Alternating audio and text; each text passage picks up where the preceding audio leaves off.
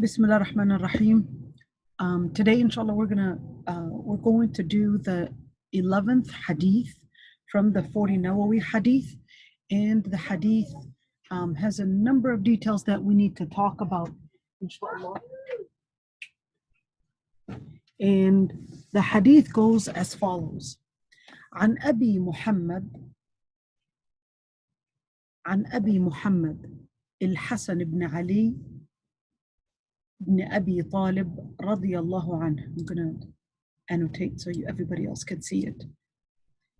عن أبي محمد الحسن بن علي بن أبي طالب سبط رسول الله صلى الله عليه وسلم وريحانته رضي الله عنهما قال: حفظت من رسول الله صلى الله عليه وسلم: دع ما يريبك إلى ما لا يريبك. رواه الترمذي والنسائي، وقال الترمذي: حديث حسن صحيح. Simple, straightforward hadith. And the hadith really, the whole hadith is really this. The rest is part of the sanad or the narration. This is just the quote. دع ما يريبك إلى ما لا يريبك. End of the hadith. We're gonna read the hadith again. عن أبي محمد الحسن بن علي بن أبي طالب سبط رسول الله صلى الله عليه وسلم وريحانته رضي الله عنهما قال: حفظت من رسول الله صلى الله عليه وسلم: دع ما يريبك إلى ما لا يريبك. رواه الترمذي والنسائي، وقال الترمذي: حديث حسن صحيح.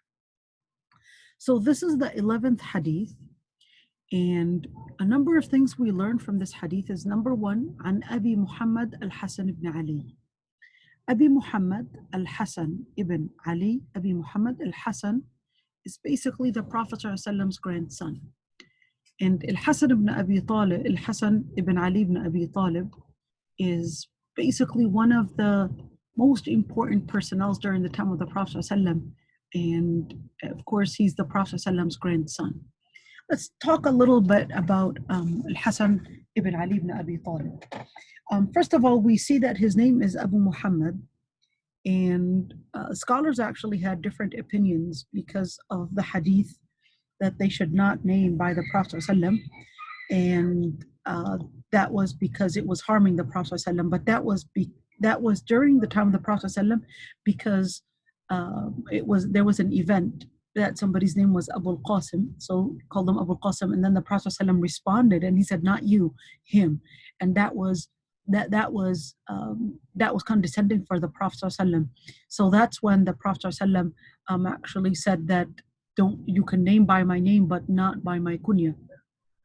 But scholars had different opinions on whether that was only during the time of the Prophet ﷺ, or whether that was also including the later times. But regardless, Al-Hassan ibn Ali ibn Abi Talib. Al-Hassan ibn Ali ibn Abi Talib. Al-Hassan ibn Ali ibn Abi Talib ibn Abd al-Muttalib ibn Hashim ibn Abd Manaf, and he is Sayyidu Shababi Ahl al-Jannah. Sayyidu Shababi Ahl al-Jannah is the name and the description that the Prophet ﷺ had given about Al-Hassan ibn Ali ibn Abi Talib, that he's going to be like the leader of the young men, the young youth in Al-Jannah. Al-Hassan ibn Ali was born in mid-Ramadan in the third year Hijrah. And Al-Hassan ibn Ali, in the beginning when he was born, there's a narration by Ahmad, in Musnad Ahmad, that Ali ibn Abi Talib said, لما ولد الحسن سميته حربا. When he was born, he had named him Harba. Harb would mean war or battle. فجاء رسول الله صلى الله عليه وسلم فقال أروني ابني ما سميتموه. And the Prophet ﷺ came over and said, show me my son.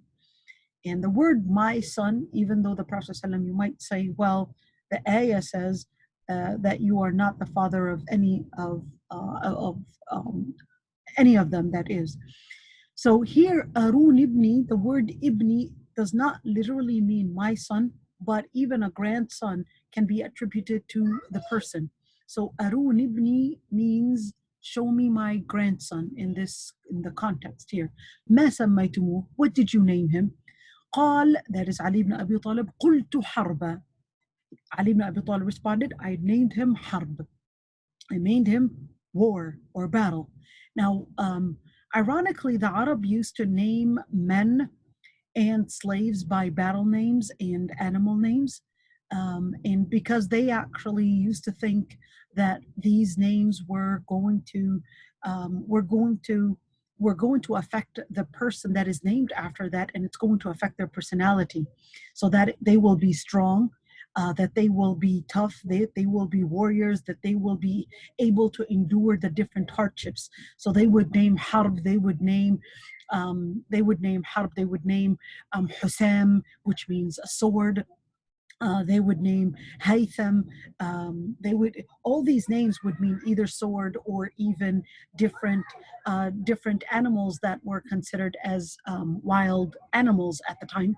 And they considered that if they were to name these animals by these names, their children by these names, that they were going to get some of they were going to get some of that attribute. They were going to get some of those descriptions. Uthman means baby snakes.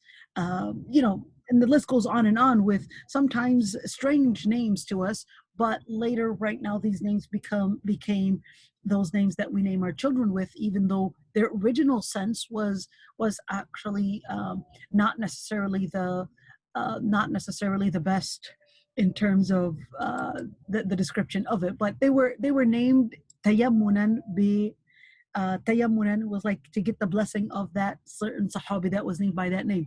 Anyhow, so the Prophet ﷺ then responded after Ali ibn Abi Talib said, name him Harb, name him battle. He said, قال بل هو حسن.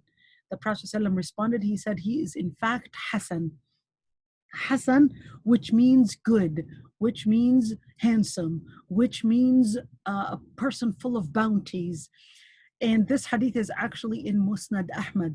Now, when we look at the way the Prophet ﷺ even, the way the Prophet ﷺ related with Al-Hassan wal-Hussein, of course, those are the two brothers, Al-Hassan wal-Hussein, and also the sons, of the Prophet ﷺ's daughter Fatima. In another hadith of the Prophet ﷺ, عَقَّ عَنِ الْحَسَنِ وَالْحُسَيْنِ كَبْشًا كَبْشًا, that the Prophet ﷺ had slaughtered two rams on behalf of Hassan wal Hussein as a ritual of aqiqah for Al-Hassan wal Hussein. And this hadith is actually regarded by Al-Albani as Sahih. The Prophet ﷺ actually named Sayyidah Fatima as well, that she is Sayyidatu Nisa'i Ahl Jannah, that she is the most honorable, meaning the most honorable women of all the Jannah, that she is the most honorable of Ahl Jannah. And of course, the Sayyidah Fatima, everybody knows the Sayyidah Fatima, and she died after the Prophet ﷺ by 6 months. By 6 months, the Prophet ﷺ had already told her before her death, and even before his death, that she was going to be the first to die after his family. Al-Hassan was the most one that used to look like the Prophet ﷺ out of all the Sahaba, out of everyone. Amongst the Sahaba, Al-Hassan happens to be the most one to look like the Prophet ﷺ. It is in Hadith al-Bukhari, روى البخاري عن أنس بن مالك لم يكن أحد أشبه بالنبي صلى الله عليه وسلم من الحسن ibn Ali. And this hadith is actually in al-Bukhari, that Anas ibn Malik narrated that no one looked as the Prophet ﷺ as much as Al-Hassan ibn Ali, who was actually the narrator of this hadith. In another hadith, the Prophet ﷺ روى البخاري عن عقبة بن الحارث قال صلى أبو بكر رضي الله عنه العصر ثم خرج يمشي فرأى الحسن يلعب مع الصبيان فحمله على عاتقه وقال بأبي شبيه بالنبي صلى الله عليه وسلم لا شبيه بعلي وعلي يضحك. This is really important, a beautiful narration that Ali ibn Abi Talib was present, and Uqba ibn al-Harith, he said that Abu Bakr radiallahu anh prayed Salat al-Asr. Then he went out for a walk and saw Al-Hassan playing with the other children of his peers. So Abu Bakr as-Siddiq carried him on his shoulders and he said, Bi abi shabihun bin nabi. Bi abi meaning I would it's like saying I would put myself as a victim or I would defend you with my own life. That's more accurate. I would defend you with my own life. You look so much like the Prophet, peace be upon him, and you don't look like Ali. So that was Abu Bakr as-Siddiq actually teasing Ali ibn Abi Talib. He would tell him, and he would tell Hassan, you don't look like Ali. And Ali ibn Abi Talib would be laughing. Now, Ali ibn Abi Talib was laughing because he knew that was not at all condescending Ali ibn Abi Talib, but that was because he was also teasing Ali ibn Abi Talib and also in love and misses and adores the Prophet ﷺ, that he carried Al-Hassan because he saw how much he looked like the Prophet, peace be upon him. Now, Hassan ibn Ali was very handsome. He was very wise, and he was also very, very hospitable, and was very religious. Al-Hassan ibn Ali, one strange thing about Al-Hassan ibn Ali is that كثير التزوج. Imam Ibn Kathir said that Al-Hassan ibn Ali used to get married a lot, meaning he would always have 4 wives at once, always. And in fact, Ali ibn Abi Talib would tell Ahl al-Kufa is a city in Iraq, he would tell them, لا تزوجوا الحسن بن علي فإنه مطلاق. They would tell him, or Ali ibn Abi Talib would tell the people of Al-Kufa, he would tell them, don't, in other words, marry off Al-Hassan, because فإنه مطلاق, meaning that he would get married and then divorce and get married to somebody else and get married to and so forth. So they would say, والله يا أمير المؤمنين لو خطب إلينا كل يوم لزوجناه منا من شاء. They said, even if he were to propose from our daughters, or for our daughters every single day, we would still give him and get married to him ابتغاء في صهر رسول الله صلى الله عليه وسلم, because we would want to get the blessings of being part of the family of the Prophet صلى الله عليه وسلم. Al-Hassan ibn Ali ibn Abi Talib actually had 15 boys and 8 daughters. So he had 15 sons and 8 daughters. Ali ibn Abi Talib, Al-Hassan ibn Ali ibn Abi Talib, there's a hadith, and I want you to realize here that this is Al-Hassan that we're talking about. And earlier we talked about Abu Bakr as-Siddiq actually carrying Al-Hassan and praising Al-Hassan and even teasing Ali ibn Abi Talib, and Ali ibn Abi Talib was still smiling and laughing at this. And here we have a hadith that is narrated by Al-Bukhari and Muslim. Al-Hadith marwiyun an al-Shaykhayn. The hadith is narrated by both Al-Bukhari and Muslim, and the narrator is Abu Huraira. And this is really important, especially for the Shi'ism and all that the Prophet ﷺ told Al-Hassan, أنه قال لحسن اللهم إني أحبه فأحبه وأحبب من يحبه. Ya Allah, I love him. That is speaking about Al-Hassan. So فأحبه. So Allah, Ya Allah, love Al-Hassan. وأحبب من يحبه, and love whoever loves him. And this hadith is in Al-Hadith in Sahih Al-Bukhari and Sahih Muslim.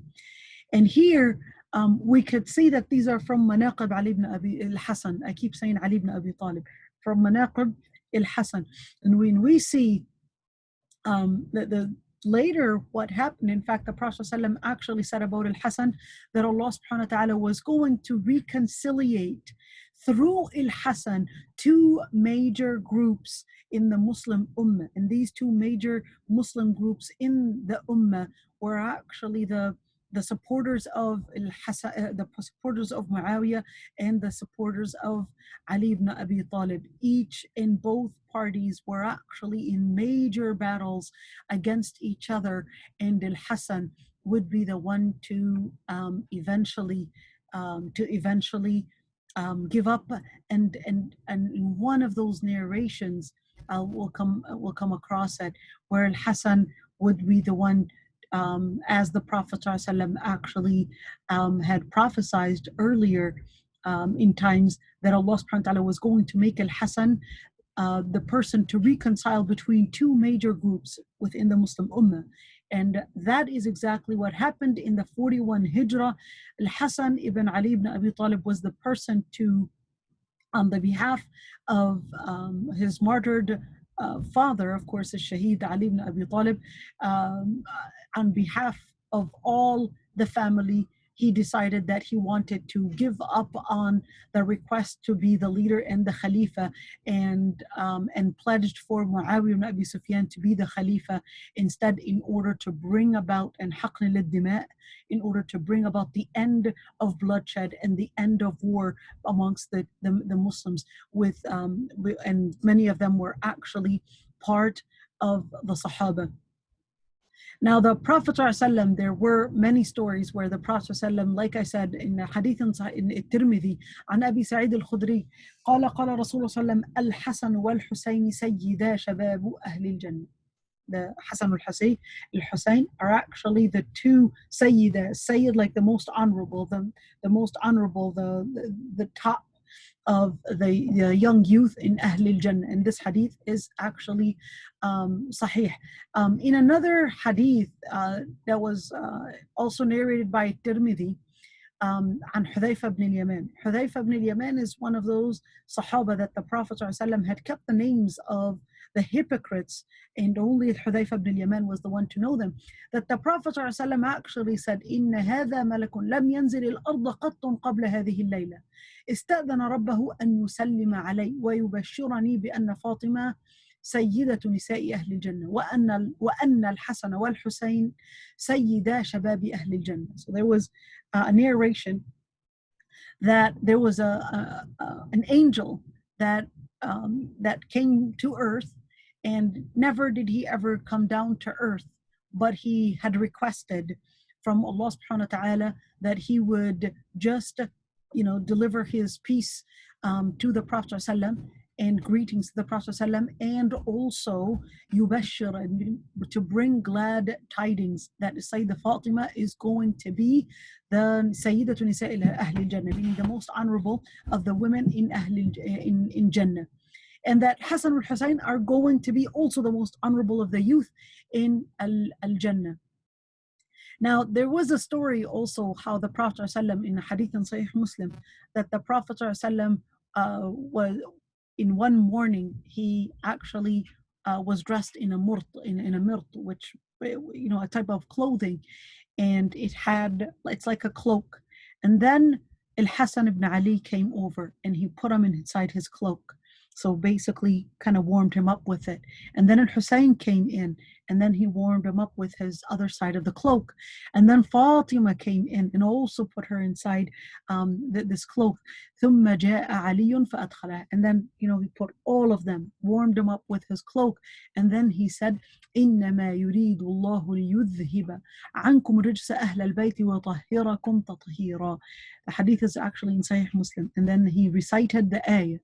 إنما يريد, verily Allah wants to or wills to uplift or remove and to totally cleanse every impurity away from the family of the Prophet ﷺ, and وَيَطَهِّرَكُمْ تَطْهِيرًا, and to purify you with the highest purification. The Prophet ﷺ was also teaching Al-Hassan ibn Ali ibn Abi Talib in a hadith also narrated by Al-Bukhari and Muslim. And also the narrator again is Abu Huraira. For those that are, from the Shia, there's a lot of agony towards Abu Huraira, and agony towards Abu Bakr as-Siddiq, and agony towards Sayyidah Aysha, and a lot of talk against even, against a lot of number of Sahaba. So that Abu Huraira said that the Prophet ﷺ قال أخذ الحسن بن علي تمرة من تمر الصدقة. So Al-Hassan ibn Ali was just a young child, and he sees the tamr, the dates were piled up. But some of those dates, those piles, were actually set up for donations. فَجَعَلَهَا فِي فِيهِ. So as a young child, he takes one of them and puts it in his mouth. So the Prophet ﷺ just said, كَخٍ كَخْ. It's a way, this is ism fi'al, like let it be, leave it. ارمي بها. He said, just throw it.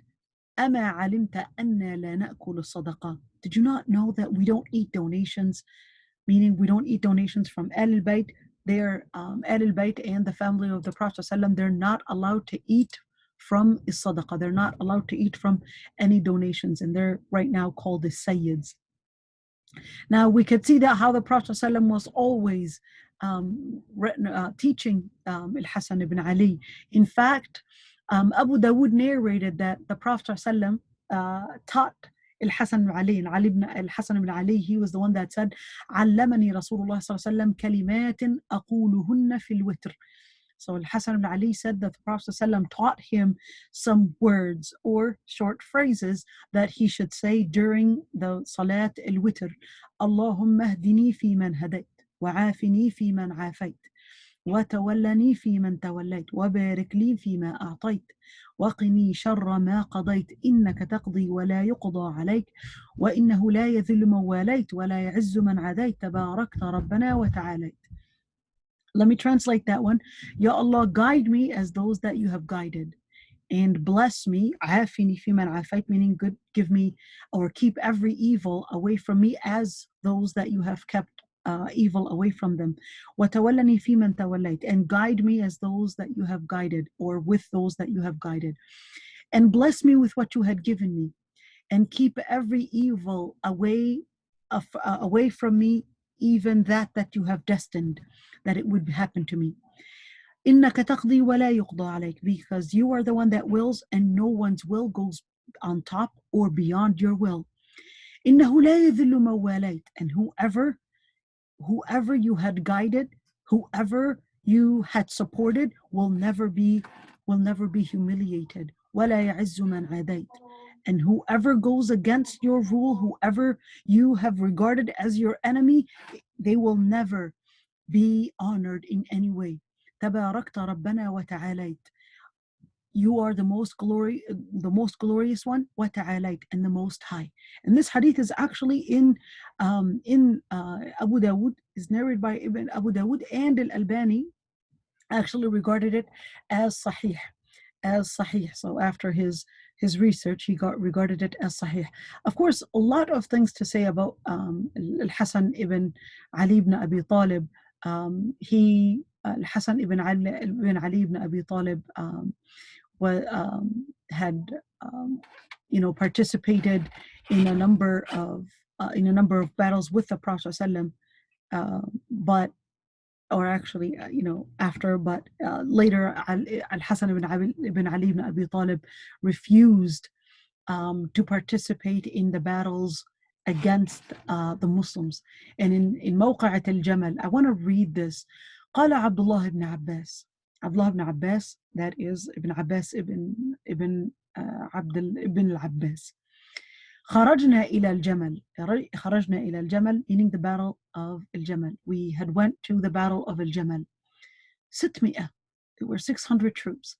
فأتينا الربذة, and we came close to a city called the Rabada. Al-Hassan ibn Ali, he was there, but he started crying. So Ali ibn Abi Talib said, تكلم ودع عنك أن تحن حنين الجارية. So Ali ibn Abi Talib scolded him and said, speak out and stop crying like a young girl. قال إني كنت أشرت عليكم بالمقام. He said, I really wanted you guys to stay. In other words, not to go into this. And the reason why he said that is because he did not want to participate in the battle, and even participate in those battles to fight Talha and Zubayr.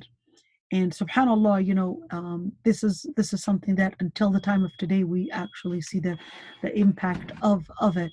But we're just going to make the story short about Hassan ibn Ali ibn Abi Talib.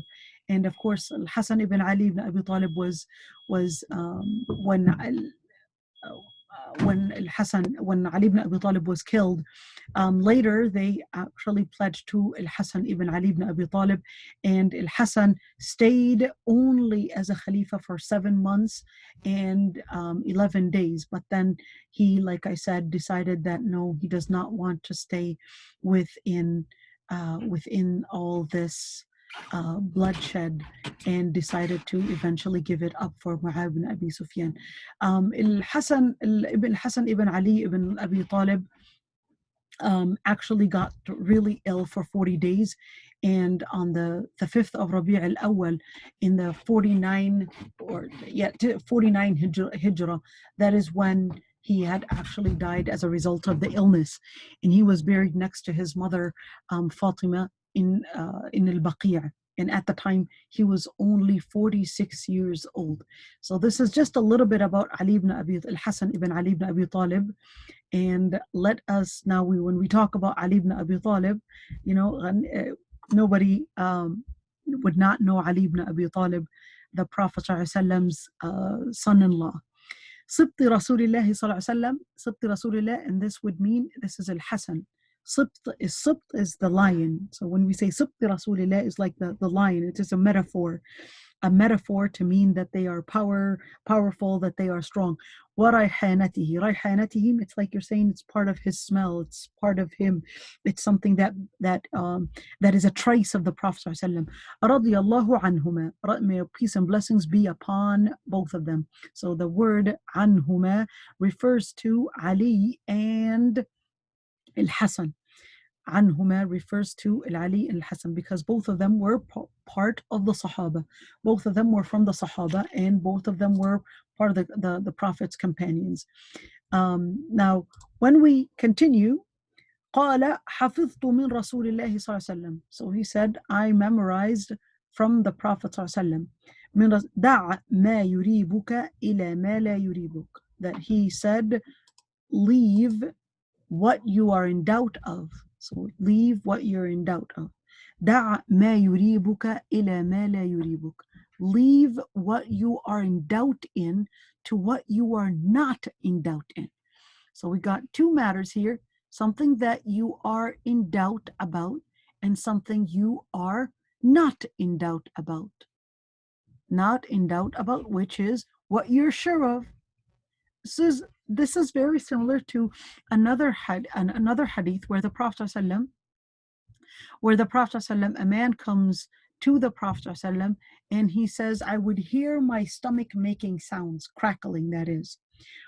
And the sound, I'm not sure if yet I should leave my prayer or not, meaning he wasn't sure if he had let gas out or not. But that's when the Prophet ﷺ, when the Prophet ﷺ told him two parts to consider. Number one is that don't leave your prayer until حتى تجد صوتا أو تسمع ريحا, until you hear a sound or until you smell something. And this is really important, where the Prophet ﷺ is teaching the Sahabi who is confused about what is the definition of doubt and what is the definition of certainty. So when we look at certainty, you're going to use different items in order to confirm what your mind is telling you. And this is the certainty. You're going to use different senses to support what you are in doubt in. So to help you stay away from the doubt, you're going to use other evidences, other sources of evidences, or other tools of knowledge to help you find and get to the right information, and make sure that you're not putting yourself in doubt without you realizing. So when we look at this hadith, the other part of this is that in fiqh, there is a very important قاعدة fiqhiyya, which is generally قاعدة fiqhiyya is like a jurisprudence legal maxim to mean legal maxim in fiqh. اليقين لا يزول بالشك. اليقين لا يزول بالشك. And what that means is that when we are sure of something, having the doubt does not take away our certainty. We would base all the matters around us based on certainty and not based on doubt. So in situations where we are doubting a certain matter, we're not going to consider the doubt, we're going to consider what we are sure of. When do we consider doubt? We would take doubt in consideration only if there are supporting evidences that make the doubt that we are in not certain anymore. All right, so then we would consider that part, that there's no more certainty in that situation. And in the hadith, of course, um, in the hadith, when we see how the Prophet ﷺ had actually taught that Sahabi, where in the hadith that was narrated by Nawawi ibn Sam'an, that al-ithmu ma haka fi as-sadr wa khashita an yatala alayhi an-nas. Generally speaking, al-ithm, how do I know if I'm in doubt in something or not? How do I know? This hadith is like, leave what you're in doubt about and go for what you're certain about. So the question is,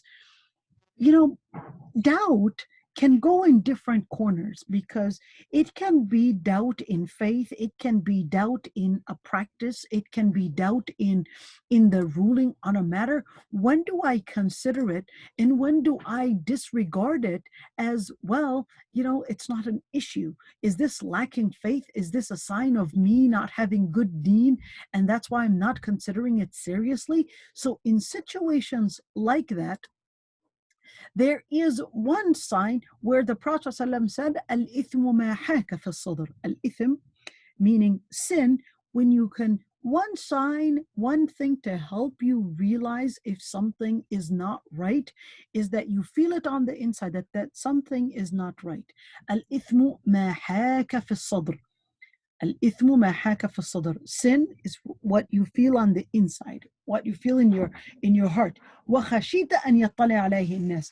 And you would know that you would not like it, and you would worry that anybody is going to see you in that status, in that state. So if you worry that somebody is going to see you in that state, that is when that is when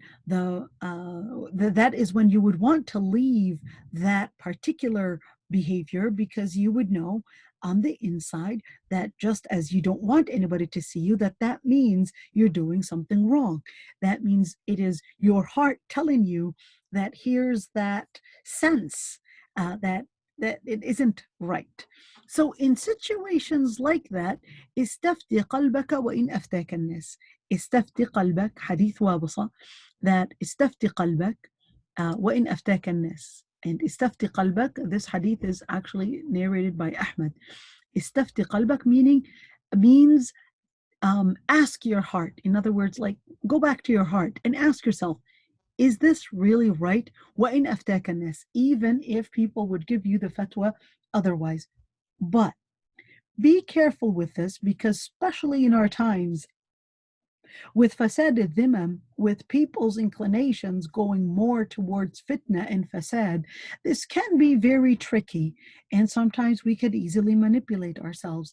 So when we say istafti qalbak wa in aftaka an-nas, seek your heart, even if people would give you the fatwa on it. This is not talking about scholars. This is talking about laymen.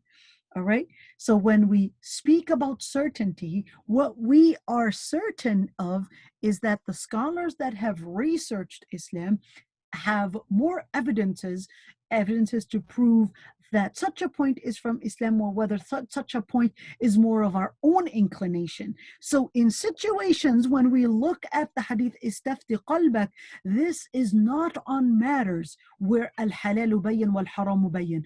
Please be cautious here. This is not telling you istafti qalbak on matters that are clear. So you can't say, well, I feel it on the inside that hijab is not obligatory. I feel it on the inside that it's not time for me to wear hijab.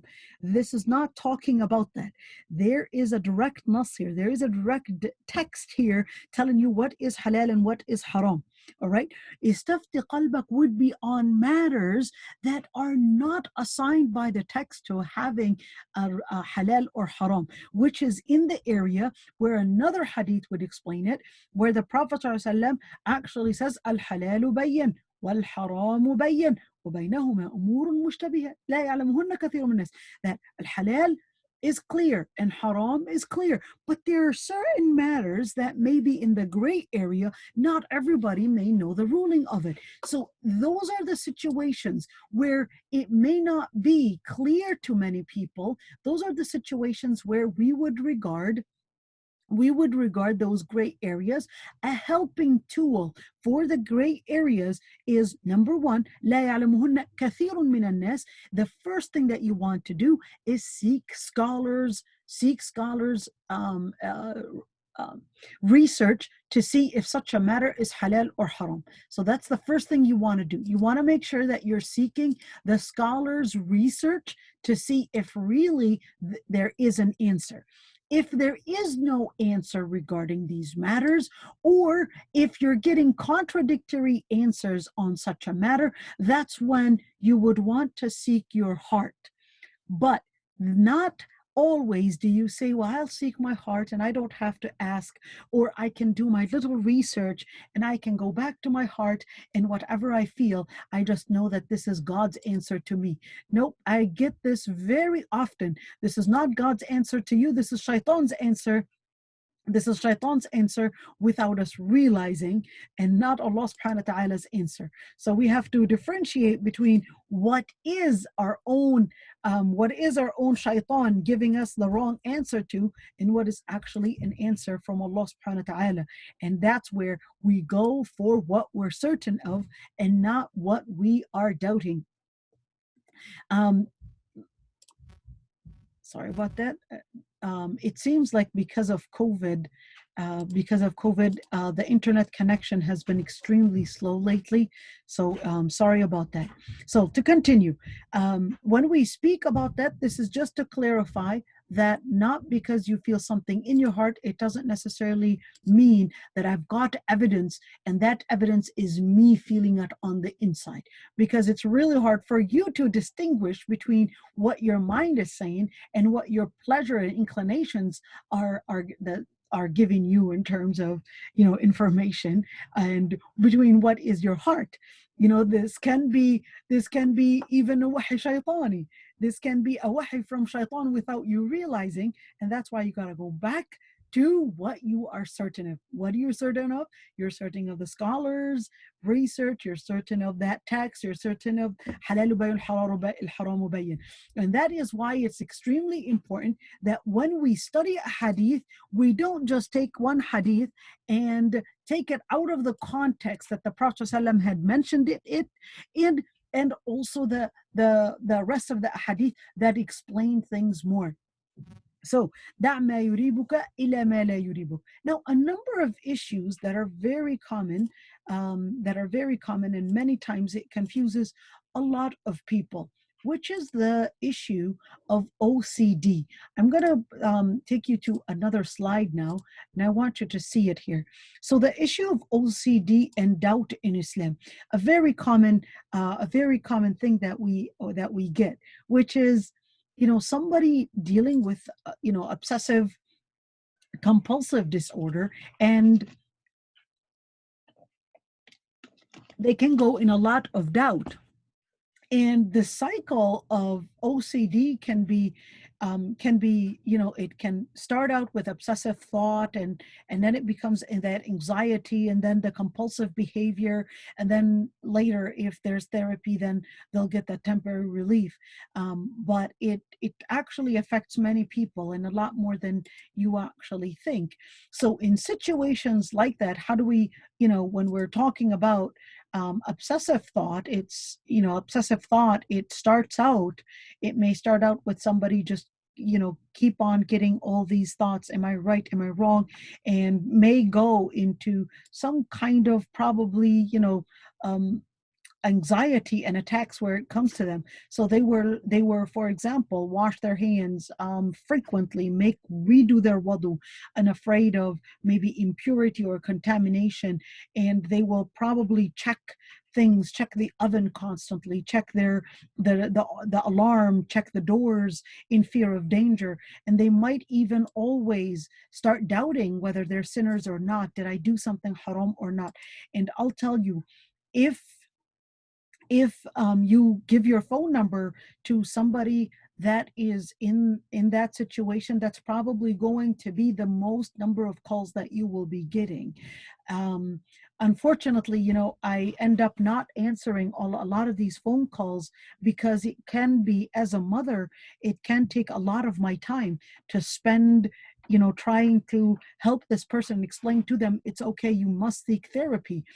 Seek therapy, go to somebody, a psychiatrist, and get medication, because you are in a situation that requires medication. And no matter how often you try to explain to them you don't have to redo your wudu, they will call you like 20, 30, and 50 times a day, asking you every single time whether their wudu was done right. They probably forgot a little part. They're not sure that they wash their head right, and they will do 20 and 30 and even 40 wudus for just one salah. This is an illness. So in situations like that, they really need to see a psychiatrist, not a psychologist, but a psychiatrist, to help them get the medication that they would need, because they will be constantly obsessed with order.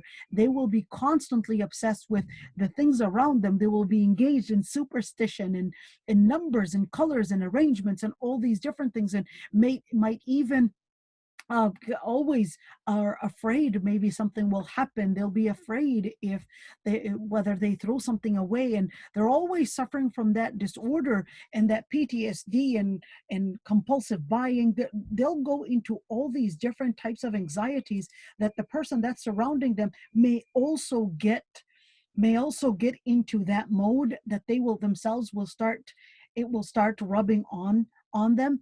And that's why it's really important that the people around them will be the ones to help them notice what they're going through. They may deny it, and they may be in a mode of getting offended if you are telling them that they're excessively checking things, or checking locks or appliances, or etc., or that they're repeatedly checking if their son is awake or not, or if they're alive or not, or maybe if her husband got back to work, or he's safe at work, etc., and may constantly be repeating words and repeating the same thing. Are you okay? Are you seriously okay?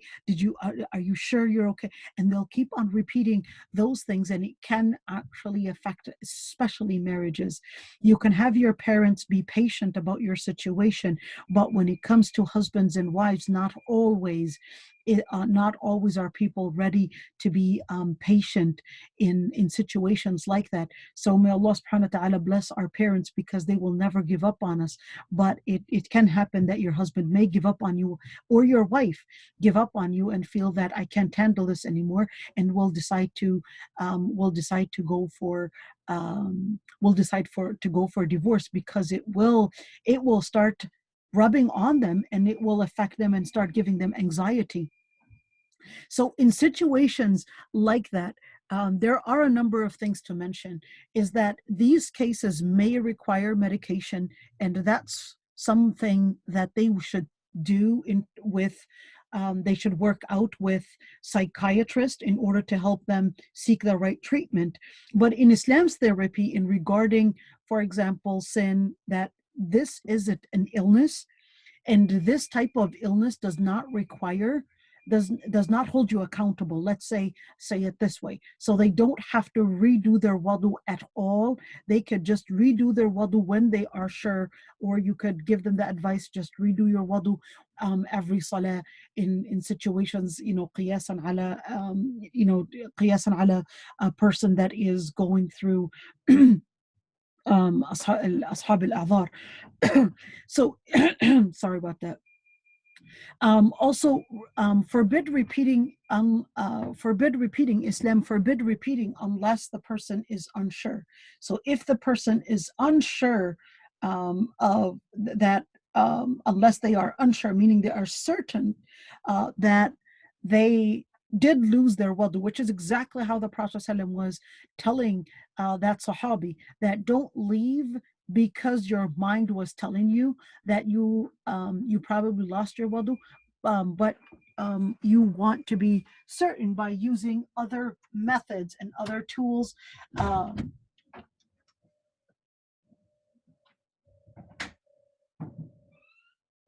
You want to use other tools of knowledge, let's say it that way, which in this situation, using the tool of probably other senses, maybe your hearing, maybe your eyes, different senses, in order to help you overcome the OCD that may take a toll on you in that situation. So make use of other symptoms to make sure that you are doing the right thing before you go in doubt.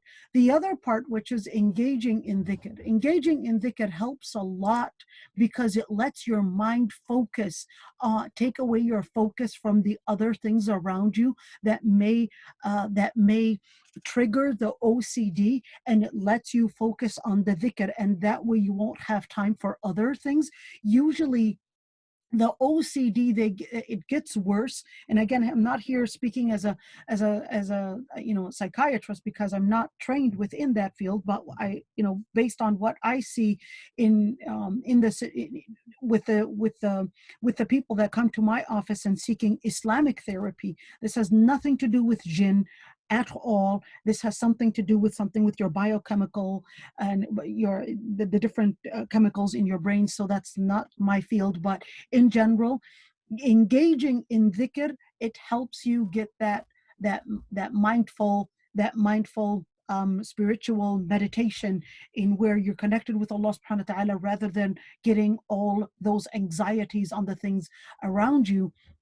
And that way it takes away all that stress from considering the things around you, and it helps you control the OCD symptoms, and it helps you by focusing your mind on the dhikr that you are actually doing, rather than giving it the toll on you, rather than that OCD controlling you. So the practicing relaxation techniques, and where you're doing, here it says the mindful meditation, yoga, etc. But of course, I actually wanted to quote this from another. It's called helpguide.org, which is a website in where it helps with those areas. That's why I put it in bold.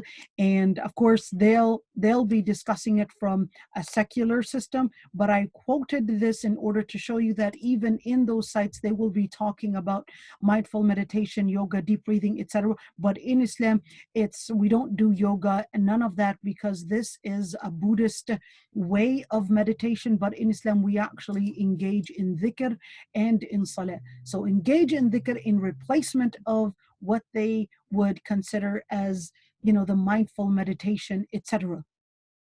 The other thing I would want to mention is that when in situations where we have somebody that may have an OCD, they may fall in a lot of misconceptions on Islam. In situations where they may fall in misconceptions on Islam, it is very important to mention that with those situations, first of all, learn your deen before you fall in those types of misconceptions, and ask the scholars that are specialized in that field.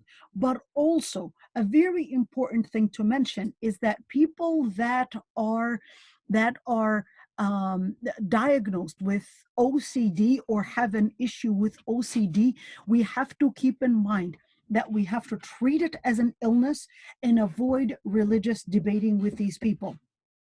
Don't do religious debates with them, because all they will do is really go into this circle. Maybe you're right, maybe I'm right, and they will just get worse. They will not get better, and they're not even thinking with their mind. They're more thinking with this repulsive type of behavior, rather than actually think with their mind. So in situations, and I get this often, where I would get people coming to my office and telling me they're not sure whether they believe in Islam or etc.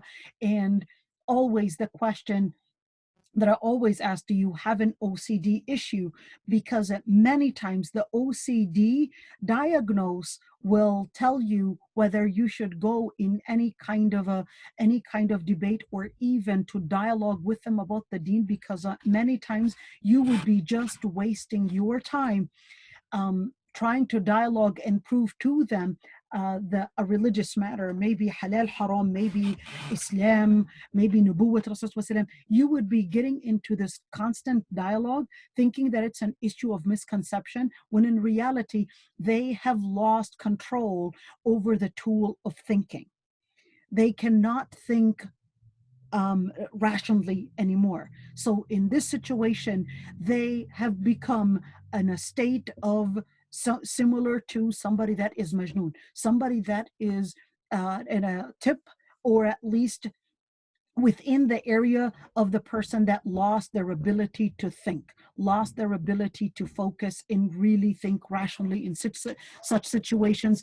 And in such cases, we would actually understand their situation rather than deal with them as if they are sane people and people that are mindful of what you're saying. And we would consider that as an illness, just like al-atah, just like al-junoon, al-mutbaq and ghayr al-mutbaq, and it has specific regulations in Islam.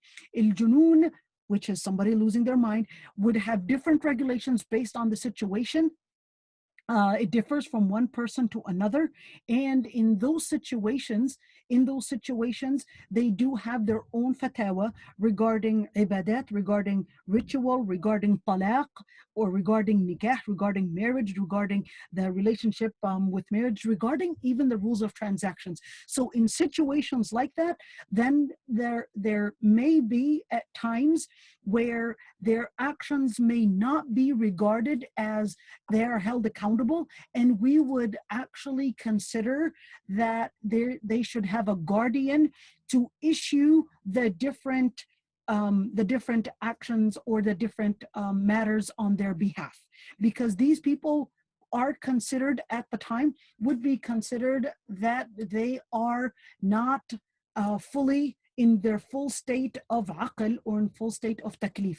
But of course, this is keeping in mind that not all type of OCD is treated the same way, and not all type of OCD would have the same rulings as the extreme rulings that I was talking about. I'm here, discussing a wide spectrum of OCD, from the very little bit of it, which is where a person might actually redo their wudu maybe 5 times.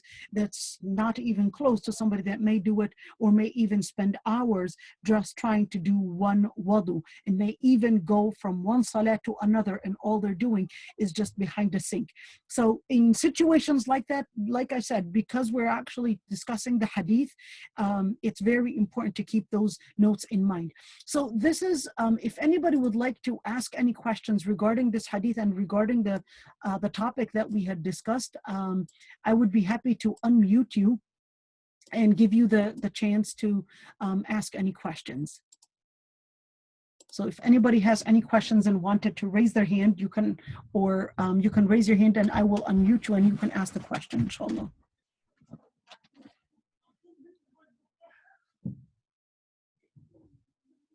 All right, so it seems like there aren't any questions. So Jazakumullah khairan. I will be, inshallah, doing tafsir tomorrow. We're going to continue the exciting part, inshallah, with tafsir Surah Taha tomorrow at 2 p.m., inshallah. So stay with us. And for those that are what is the word, but they just came in, so you can actually add the WhatsApp. You can join us on the WhatsApp group, and the WhatsApp group will give you the ability to get the notifications of when our classes are. If only I can open my WhatsApp in order to send it to everyone, and you can click on that and it will, inshallah, take you to a group where you could get all the different details on the other classes, inshallah.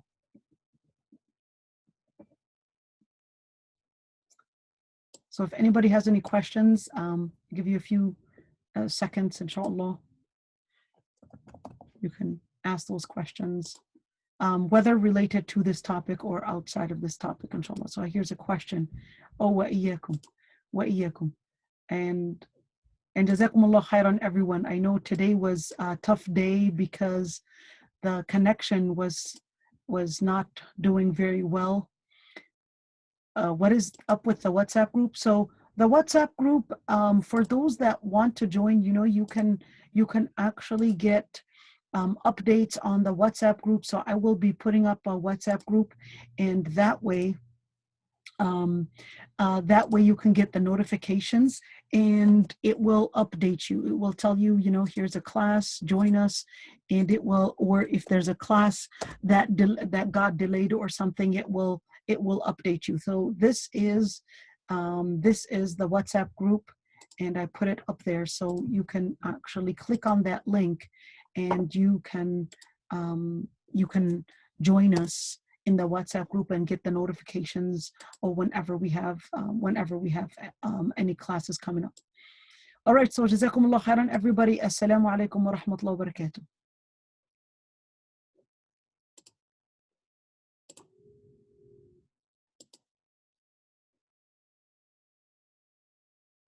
Okay, it seems like somebody had a question.